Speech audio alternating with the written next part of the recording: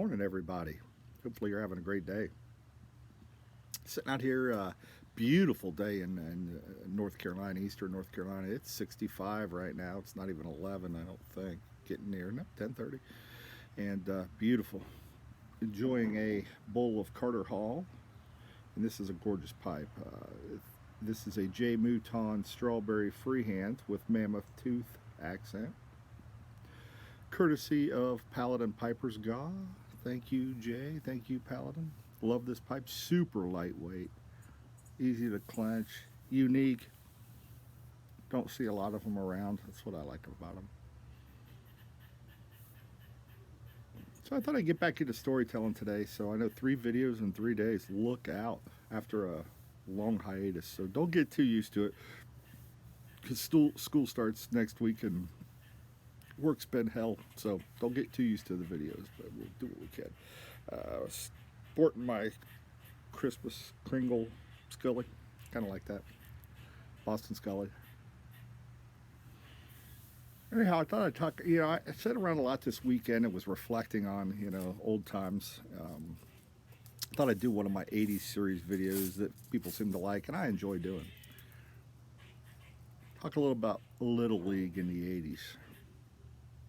Now, if you are a Little League parent nowadays, or if you've seen kids show up to a Little League game nowadays, it's all fancy. Everybody's got their own bat bag, batting helmet, gloves, uniforms are top notch. The batting helmets have face cages across them for extra protection. They've got everything. Everything. Look like a little professional player rolling out, right? That wasn't really the case in the 80's. So I grew up in a small town in central Ohio, y'all know that. And there was four teams in the town. There was the Black Sox, the Red Sox, the Purple Sox, and the Blue Sox. And we call them Sox. They weren't really even called Sox. It was black, red, blue, and purple. We had these mesh colored jerseys, nothing on them but the color. So if you were the black team, I was on the black team, so it was just a black top with mesh. And they weren't even yours, right? You didn't buy them. It was just it was the town's equipment, so to speak.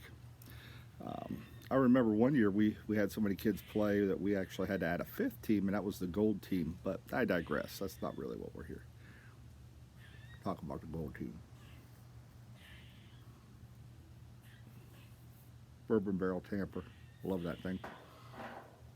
Anyhow, all of our equipment came in, and I don't know if everybody's familiar with what a Navy sea bag is, but it's basically, if you're in the Navy, it's what you pack everything in and what you roll up on the ship with.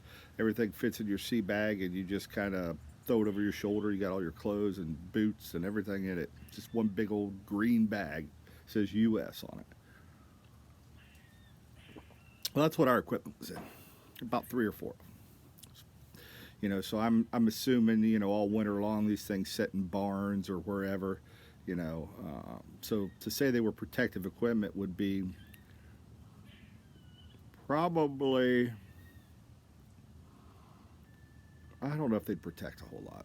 Truly, I really don't. And thank goodness we didn't really find out. So, but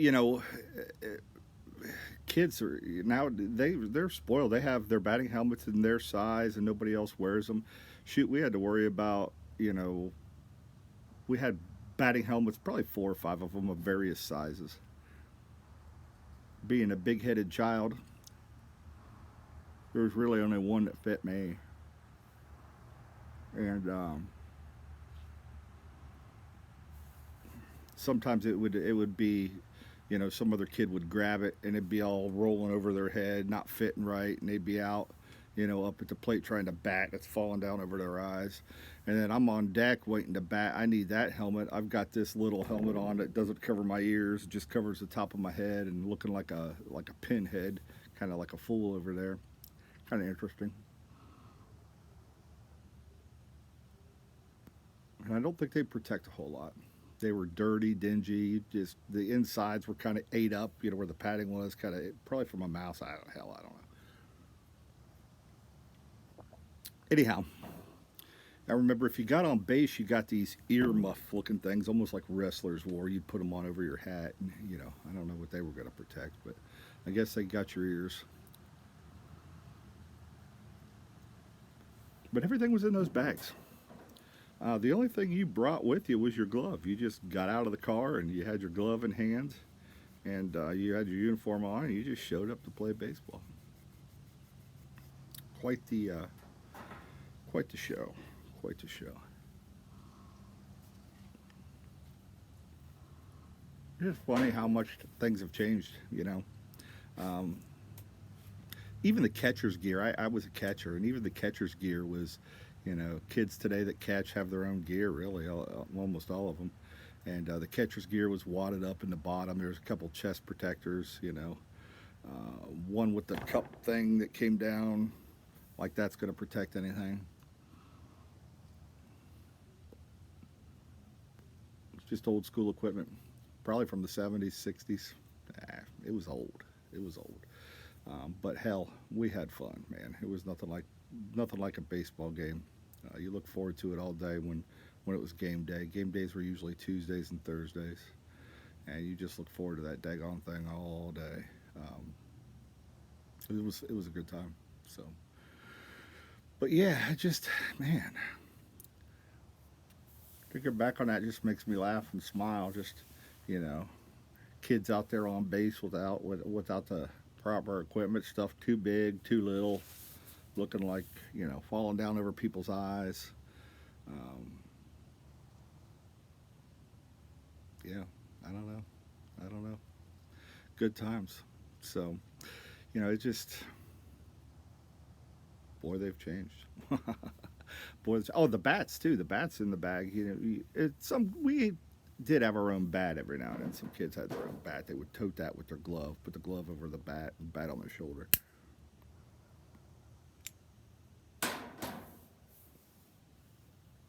But they weren't the bats like double wall, quad wall, all this crap they got now that are just super crazy aluminum. It was just kind of like solid aluminum or wood. Had a lot of wood bats. So then you had your big league chew. I used to get in trouble with the big league chew because I'd put in a chew so big I couldn't see to bat. It'd be such a big wad, but I love my pack of big league chew. Great big league chew. Then after the game, win or lose, and we won more than we lost. We were fortunate. Our team usually was competing for the league or winning the league of four whole teams. But after the game, the parents would, somebody would spring and buy everybody a suicide, which was just, fountain pop, all of it mixed together. I don't know if people still drink that or not. I do on occasion. If we're really lucky, we'd go down to the Village Twist and everybody get a cone or something. That was after a big win. But man, I'd love to hear your little league stories, your 80s little league stories if you have them, or 70s little league stories, 60s. I can imagine, man. Getting hit in a chest with a old ratty chest protector. That was good times, man. The catcher's mitts were so broken in, they just floppy. But I liked my catcher's mitt like that. It was better for me. I had bought my own catcher's mitt. I could never, for years, I couldn't get the thing broken in well enough to use. Couldn't squeeze the ball. But the broken in ones from the 50s, man, they were nice. Hurt your hand a little bit. What the hell? Anyhow, yeah, share your stories, man. Hopefully this brings back some memories. That's what these growing up 80s videos are all about. It's sharing some good times and bringing back memories for everybody. So, good times, man. Good times. I'm surprised we didn't all have headlights from all those sharing helmets. You take it off one kid and pass it to the next kid, pass it to the next kid. Everybody's head was in these damn things.